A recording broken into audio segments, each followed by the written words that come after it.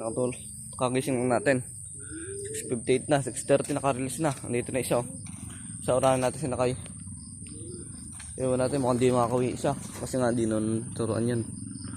Labanan lang natin isa, sinakay natin ng Pampanga. Yan, nakatulog tayo. Hindi natin alam kung anong oras dumating to. Sayang. Yan guys, 7:04 na nga pala. At sa orahan nilang hinagis to si Negro. Ayun, andyan na. Yung isang kasama niya baka bumalik sa orahan yan. Pero sana bumalik pa rin dito. Bigyan clacker kasi yun. Yan, siya pa lang nakauwi. Maganda daw yung uwi niya, sabi ni Kuya Mags. 6:30 yata na release. Hindi natin naabangan. Hindi natin alam kung anong oras umuwi. Baka mamaya ilang minuto nilang nilipad. Yan, abang pa tayo. Kaka-release pa lang 6:50 ng Sasmontos. Yan. Ayun nga pala guys, yung toss ng Orani. Orani toss.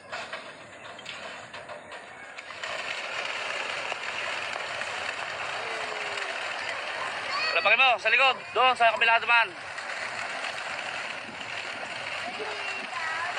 Yan mga boss, ibon nyo, Balanga to Veles. Okay, kalampag.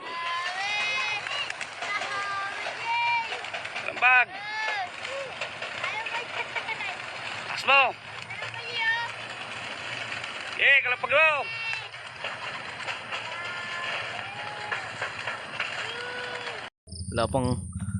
Wala pa hinihintay natin ng Sasmuan, Pampanga. 30 minutes na kasi 7:20 na eh. Oh, 6:50 release. Yan. 7:20 na ngayon. Hintayin pa rin natin. Nakachat na natin si Kuya Ryan. Titignan niya doon sa bahay dati. Titignan niya doon kung nandun si Wantay. Yan, papakita ko lang sa inyo yung release. Orani, Hermosa, Samal, Abukay.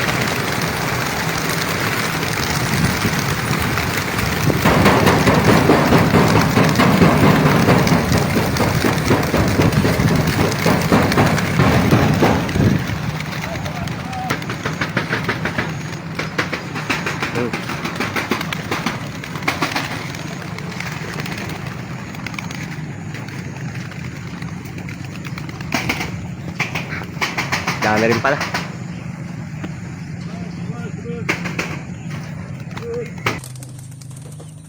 Magpapakain nga muna pala tayo dito guys ng ating mga breeder dahil 7:30 na at wala pa rin ng ating mga sinakay. Dalawa na lang ang kulang kaya hintayin pa rin natin sila guys.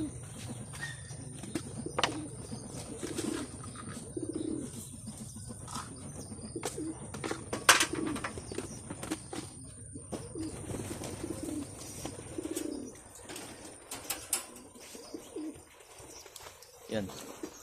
Ito. Ngayon pa lang si Wantay. Orani itos. Yan. Ewan ko lang kung saan galing. Doon yata sa bubong. Na yun. O talagang palanding pa siya. Kuya Ryan, nakawi ibon. Orani itos. Kala ko babalik kay Kuya Ryan. Yan guys. Oras. Oras natin ay 7:38. Orani, saan kaya naggaling to? Tingin ko na batak to ng iba kasi nga di sanay ito lumipad. Naturuan lang natin tong Rumonda, hinahagis na natin. Hagis ulit natin to ng highway. Hintayin lang natin isa. Buti na lang, kompleto tayo. Nice. Yan. Namiss niya asawa niya. So dito nga guys ay mag-aalas 8 na yan at hindi pa rin dumarating ang ating nihintay na si Miss Lily. Yan. Naitos pa natin kapag siya ay dumating. Siya na lang ang ating nihintay dahil nakauwi na ang dalawa natin sa Orani. So yan, magpapakain muna tayo guys ng ating mga ibon. Papakain lang natin sila ng konting butel para sa pagtos mamaya ay may laman ang kanilang tiyan o butse para sa panglipad.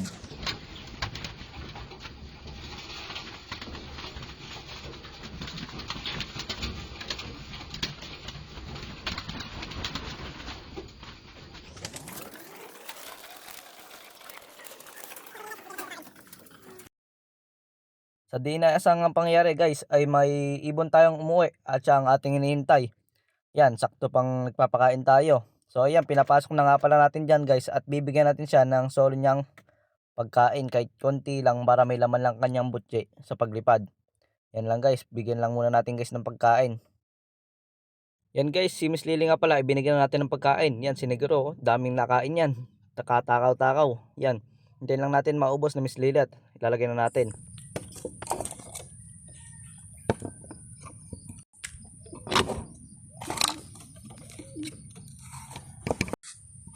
Yan guys, kumpleto na sila dito at nailagay na natin silang tatlo. At tara na, bumiyahe na tayo.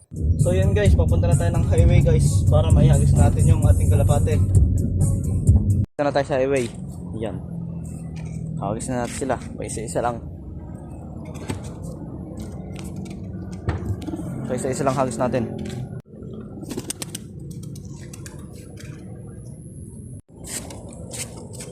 Ito nga pala guys ay sabay na nating hinagay si Negro at si Miss Lily. Dahil nga nagmamadali na tayo sa pag-uwi at papakainin pa natin silang ulit.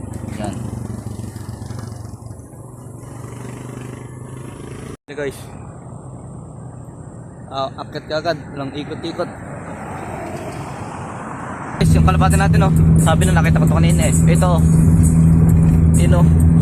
Malapit na tayo sa bahay guys. Ayun oh. Ayun sila oh. Ayun oh. Sumasabay sa sasakyan. Ayan. Medyo naiiwan na.